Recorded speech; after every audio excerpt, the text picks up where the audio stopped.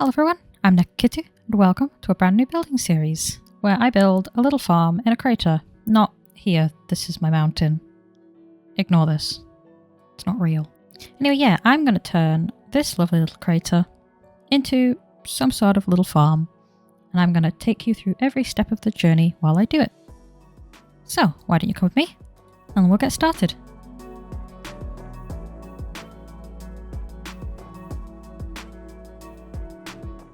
So, this is going to be a minimum terraining series. I don't like landscaping, so I'm going to do as little of it as possible, which means this is our first step. Find a spot that you like. I love this little crater because I can envision a road coming down here. I'm going to have a house here, maybe a house here. This feels like it'd make a really nice lake. And then especially here, I feel like a good bit of water here with maybe a cave going down the back. That would look probably quite nice. So of course it's a farm, so we're going to have space for some fields, and that feels very monumenty. So definitely something going on there. And I'm not quite a fan of the plain hills up here, so I'll probably change those. And I might even, if I'm feeling up to it, change the grass, just because I don't like Minecraft grass. It's kind of boring, bland, a little bit ugly. So the most bit of training I'll probably do is swapping blocks, but I don't really think that counts. I'm not changing the shape of all of these. It's too much work. Once you've found the perfect spot to build, the next step is planning. I like to pop into Paint with a little map of the area and draw out everything I want, but that's not necessary, and it's kind of overkill. Really, all you need for a good planning phase is an idea of what you want, theme-wise, and a build palette. You start with picking out 2 blocks of 2 colours that kind of complement each other. Currently, my favourite combo is this mud brick and smooth sandstone. Don't know why, but it's claimed my heart recently, and I can only build with it. Then you pick some blocks that'll kind of contrast with the main block in a build. So, for example, this very smooth-looking brick has quite a harsh-looking mud, and the same goes for the sandstone and the sand. Then of course you're going to need a wood, or whatever your frame's going to be built out of. I'm using dark oak for this just because it's a very dark colour compared to the lightness of the other two. And of course you need all the bells and whistles to do with that wood, so good old trapdoor and a button here. And I'd say that was pretty good for a base palette. If you ever want to know if your base palette is going to look good together and you're not quite sure, just build a little structure with it. It doesn't have to be anything too difficult, just this kind of frame. That way you can see if the 2 colours contrast each other, or if they're not great. For example, using jungle wood here wouldn't work because it's kind of rough and it definitely doesn't go with the mud. And as nice as a colour birch is, it's a bit too bright for this build. It wouldn't go great with the light colours that I'm using, so birch is off the table. And for any outside walls I'm building, I'm going to be using the good old stone and andesite combo. This is tried and tested. Good combo, would recommend. What I like to do somewhere near my build is just leave one of these, my little build palettes, so that I can come back and reference it whenever I need it. And with all the boring prep work out the way, we can get on to the good stuff. Actually building. Or can we? Yeah, we can. Let's go. For this first episode, I'm going to focus on building just a small farmhouse. Not the main one, but I think I'm going to put it right behind me. And then in the next episode, we can focus on adding a little bit of detail around the house itself. So of course we're going to need some room for the house, so I'm going to do a little bit of the terraforming I said I wasn't going to do at the beginning of the episode, and flatten the place out.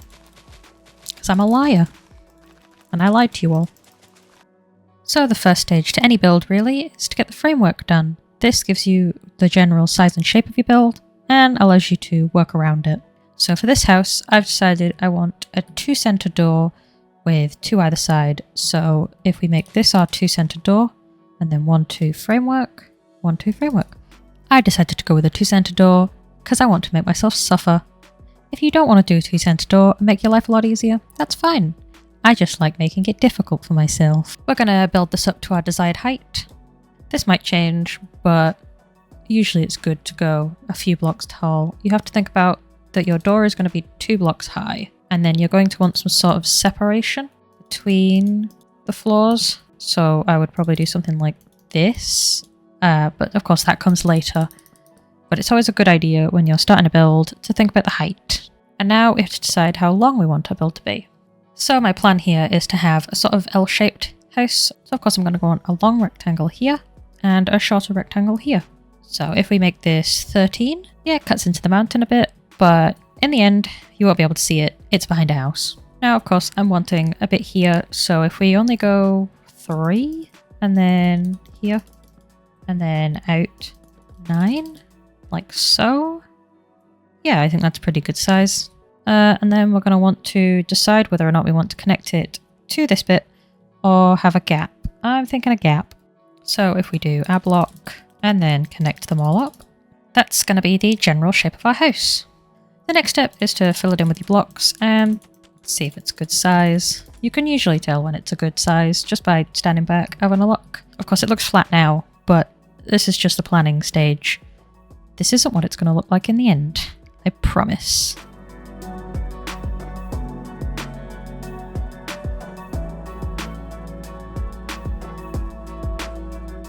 And then after that, you can decide how tall you want your second floor to be. I don't want a second floor in this build. I do want a tall roof, and then the sandstone can be part of that roof, like a good pointy roof. That means I don't need a second floor because this is already quite tall, and if I were to add a second floor, it wouldn't go great with these surrounding hills. If it was over there, for example, I'd probably build it taller because these are quite high up, whereas these bits here quite low down, so I'm feeling a lower down house. Then it doesn't look like the mountain's small. Because the mountain is small. We don't want it to feel small. I'm wanting a sort of wraparound roof here, so we're not going to put any smooth sandstone here, but we are going to put some here in preparation for the roof. Now, for contrast for the roof, you usually want to go with a sort of darker outer rim and then a lighter inner. You usually want the dark part of the roof to be darker than your frame. That gives a good contrast. There's not really a lot darker than dark oak, other than dark oak itself, so the frame will be made out of dark oak. I don't know what shape yet, so I'm just going to use blocks. We always want to go 1 over for the roof to give it a sort of overhang, because if you make it flat, it's not great and it ends up looking sort of like this. Terrible, flat, bane of my existence. Whereas if you even just put this overhang here, even though it's square, much better.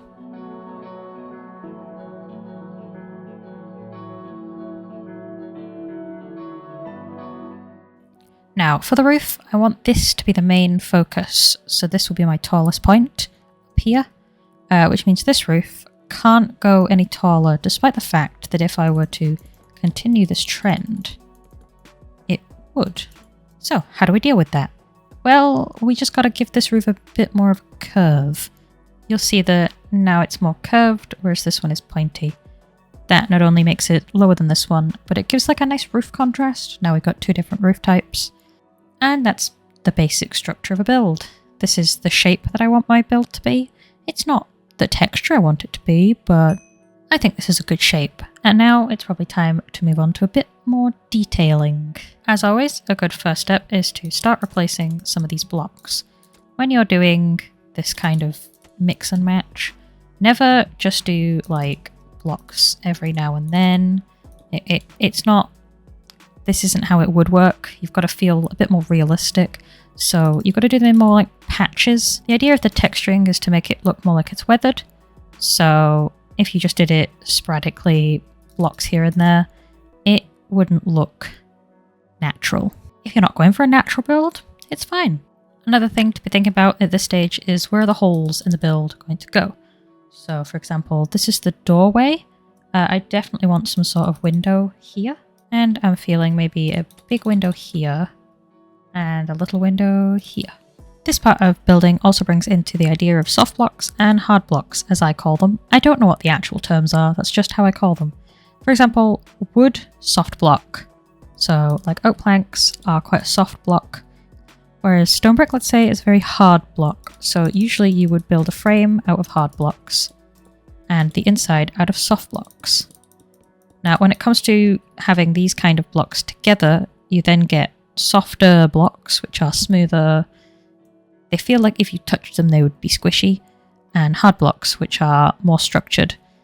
You always want to have more hard blocks in a build than soft blocks, because then it doesn't feel like it's going to fall down.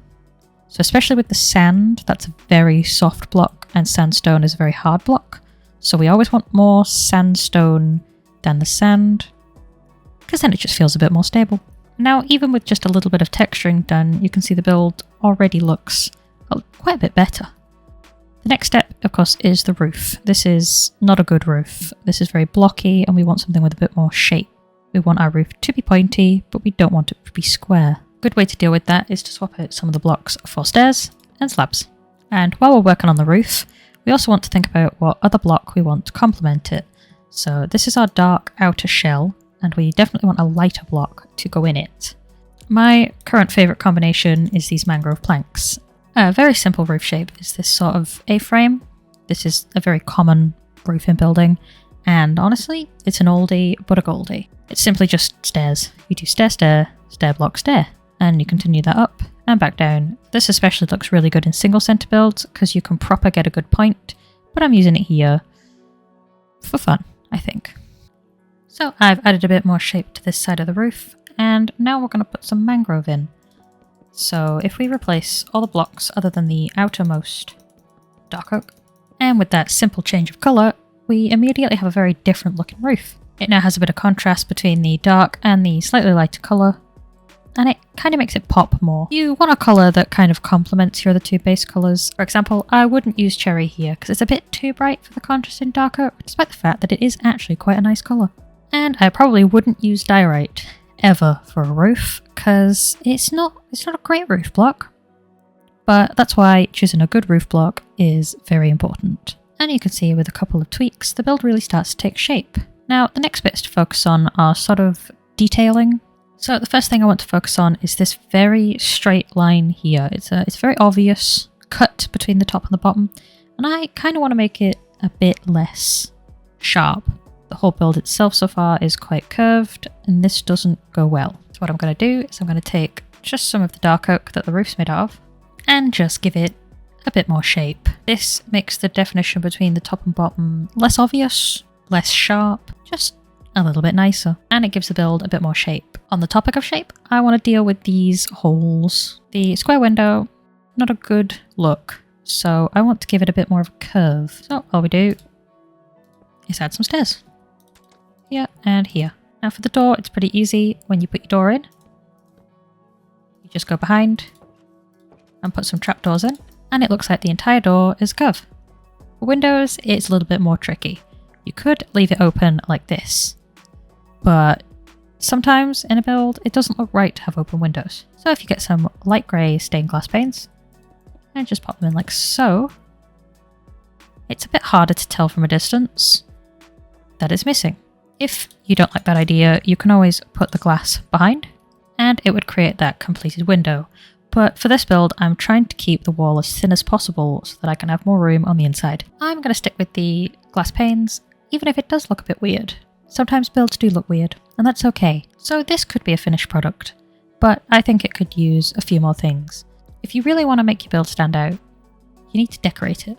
And some people say, you can over-decorate something. And I think that's false. If I wanted to cover this whole thing in signs to give it a bit of shape, I could do that. Do you know why? Because it's my house. Do it. Over-decorate.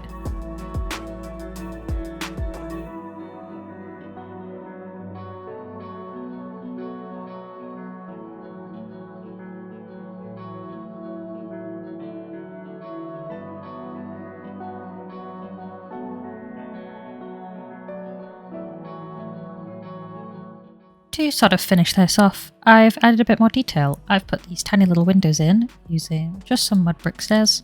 I've also added dormers, one on either side, just to give the roof a bit more shape, so it's not as flat here. This was quite a long, flat space, and this really separates it. And last but not least, I've added a chimney. Definitely not least, because a bit of movement really helps a build. Even just this little bit of smoke here makes the build feel a little bit more alive. And if you notice with the chimney, the lower down you get, the more variation in blocks there is.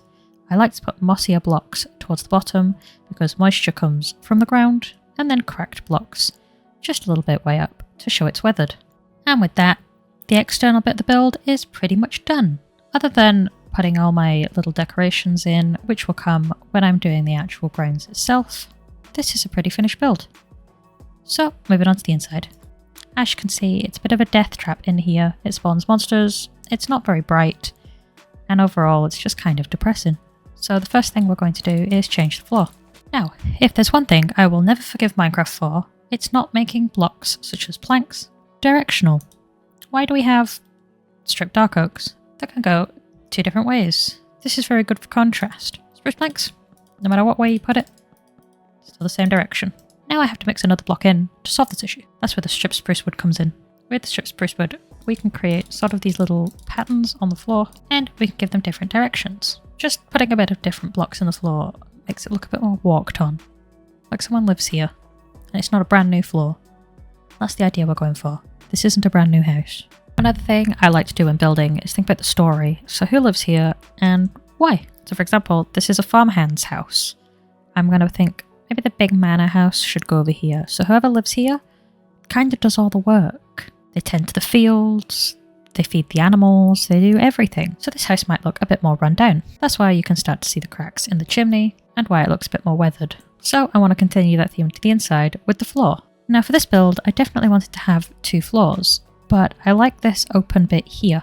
And a good way to do that is with the line that we've established, build sort of a balcony area.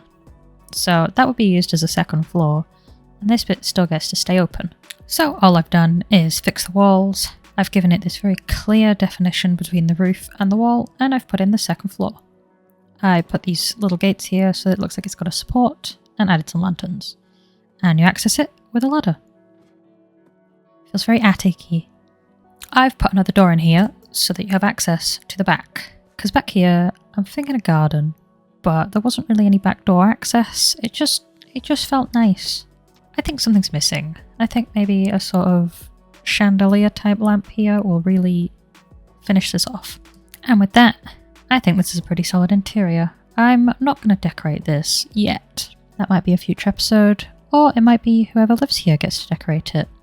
In this episode, we built a pretty simple little house, and in the next one, I'm going to do a little bit of the terraining around it, and also get this water feature in, because a little bit of movement will really liven up this build. And that's it for today. If you've enjoyed the episode and watching me build, leave a like, and also comment about what I should add. Maybe you think I should add a stable, or a bridge, or one of those windmills, whatever you want. So, thanks for watching, and I'll see you in the next one. Bye!